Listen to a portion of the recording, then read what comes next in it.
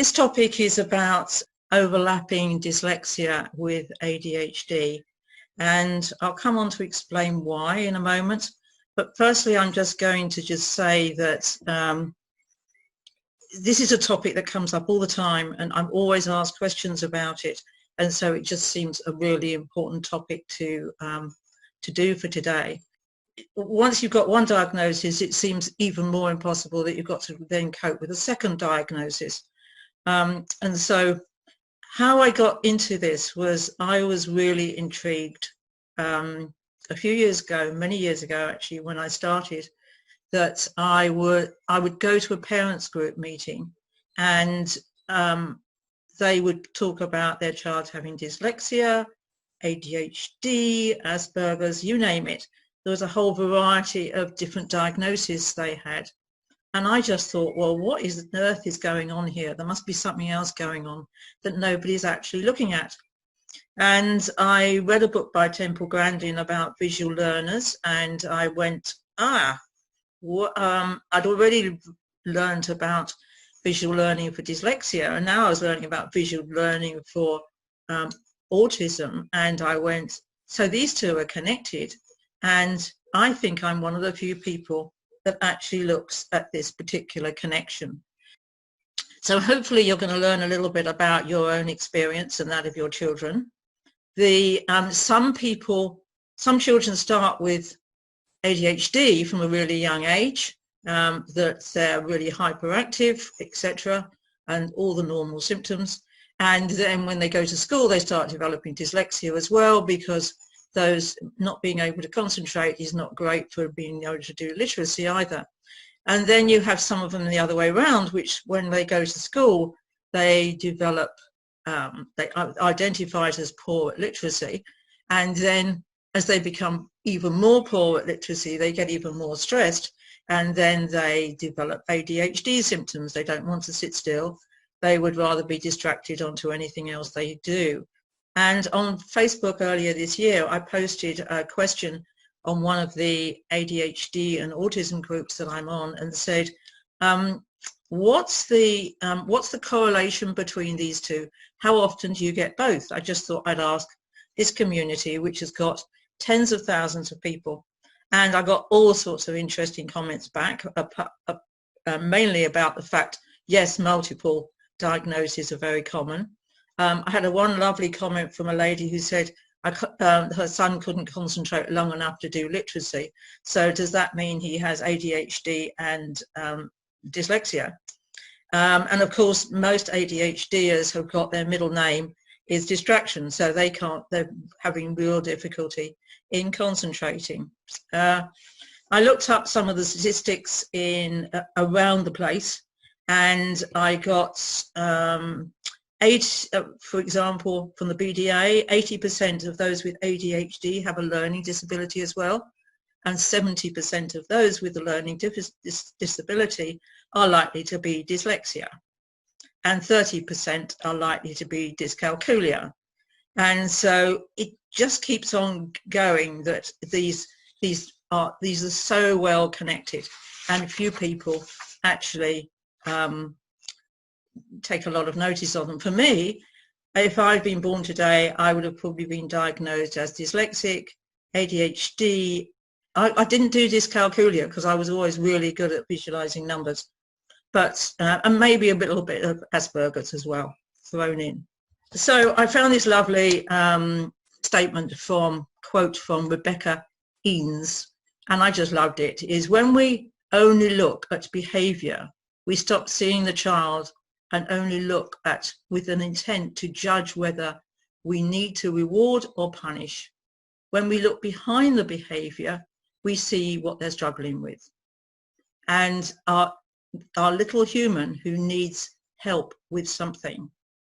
And I also stumbled across in the last few years an expression called functional medicine, which is looking at the same sort of thing in the medical environment, about if somebody's got sort of high blood pressure and they've got a heart problem, or they've got a kidney problem, or whatever it is, instead of diagnosing those with labels, they have started looking at the whole person and looking at what's going on behind those. And so I invented an expression I've called functional learning, which is what's going on behind the diagnosis. And that's where you suddenly start seeing the commonality of what's going on. And so these are the 5 things. It's actually, I wrote 3 in the blurb for this, but it's actually 5. 2 of them are connected together. This is the 5 things that I see going on behind ADHD and dyslexia. And for that matter, poor concentration and poor literacy and anything else. So the first thing is, and what I'm going to do is I'm going to go through these 5 things with you in detail. And it'll be maybe a little bit longer today, but in detail about how they manifest in dyslexia and ADHD. So the first one is exploring strengths. The second is how you use your ability to visualize and have mental imagery. The third is grounding, which puts you in charge of your mental images rather than your mental images running riot. And next week I'm going to do a talk on grounding, by the way, but this is a brief overview. Then there's good breathing and how that gets you relaxed and grounded. And then there's anxiety, stress, sensory overload, and safety. And so these are the things which are very common to all of them. So let's just start off with one about exploring strengths. Dyslexics have normally got great visual memory. ADHDers have normally got high-speed visual connections between their items of visual memory.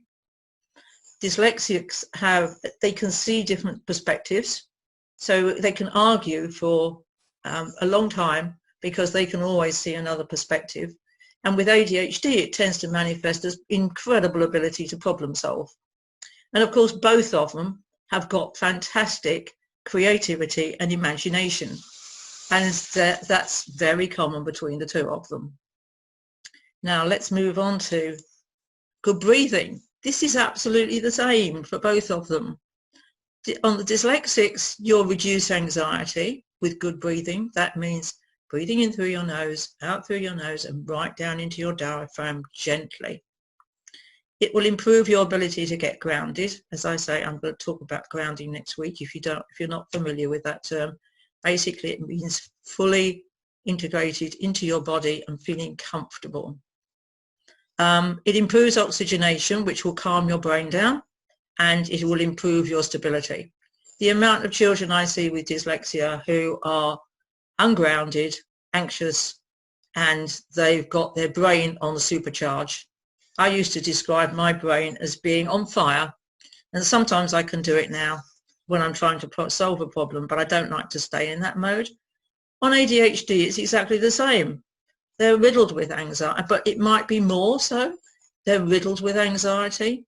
They've got very, very often they're ungrounded. In point of fact, I don't think I've met anybody who is diagnosed ADHD who is actually grounded.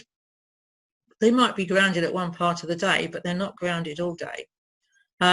Again, it improves oxygenation and it calms down their extremely fast brain, which has a really good effect on calming down their mental imagery.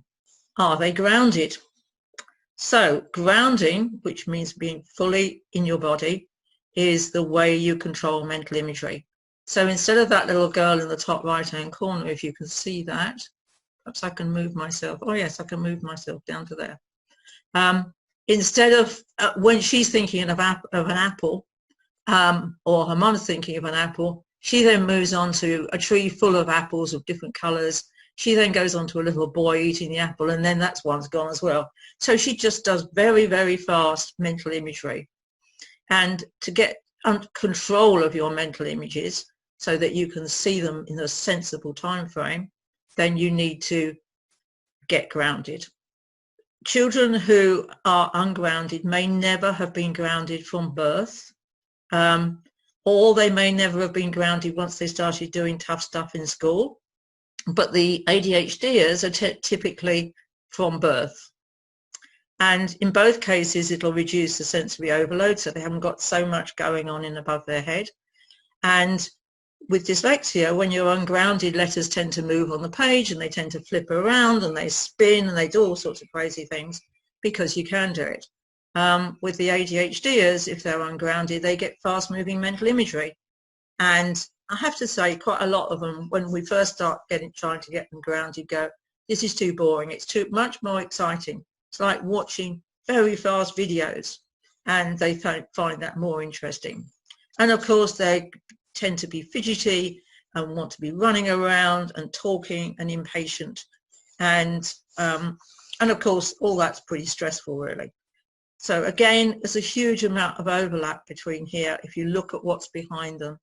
How do you use yours? Both of them have often got very good visual recall, amazing visual recall. You can ask them about last Christmas, last summer holiday. They come out with excellent stories about what happened, and they're doing it through mental imagery. You'll see their eyes look up, they're looking at pictures of what Christmas was like, and then they start just telling you. The dyslexics maybe get stuck in videos, and that's not very good for words if they can't have still objects. You need still objects to visualize words, obviously. They're not going to run around. And in English for spelling and reading.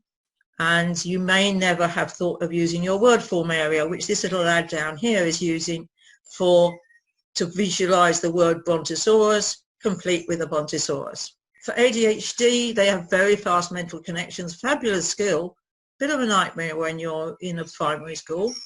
They have such good mental imagery, it often distracts them. I've had so many stories about children who are distracted, and I go, well, what are you doing when you're distracted? What's going on in your head? And they tell you about these videos that they're running. They can even run PlayStation games in their head whilst they're trying to attend a lesson.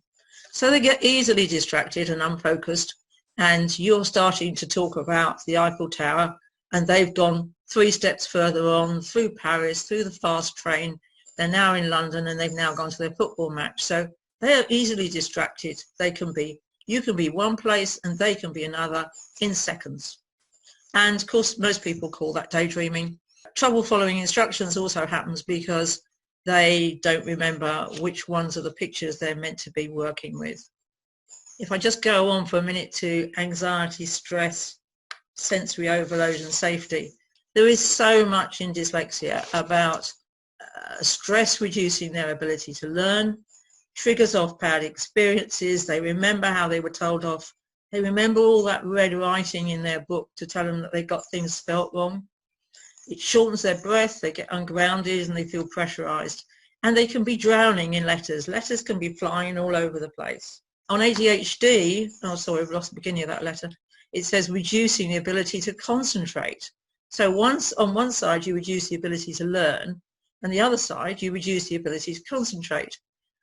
But they're highly related to each other. Again, it triggers off bad experiences, shortens breath, ungrounded, feeling pressurized, and basically they're drowning in mental imagery.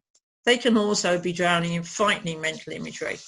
I had one lad once who I asked him to picture a dog, and he literally was sitting in front of me before the lockdown, and he jumped off the chair and hid behind it, and I went, what did you just see? And he went, I saw a dog and it was right on the end of my nose.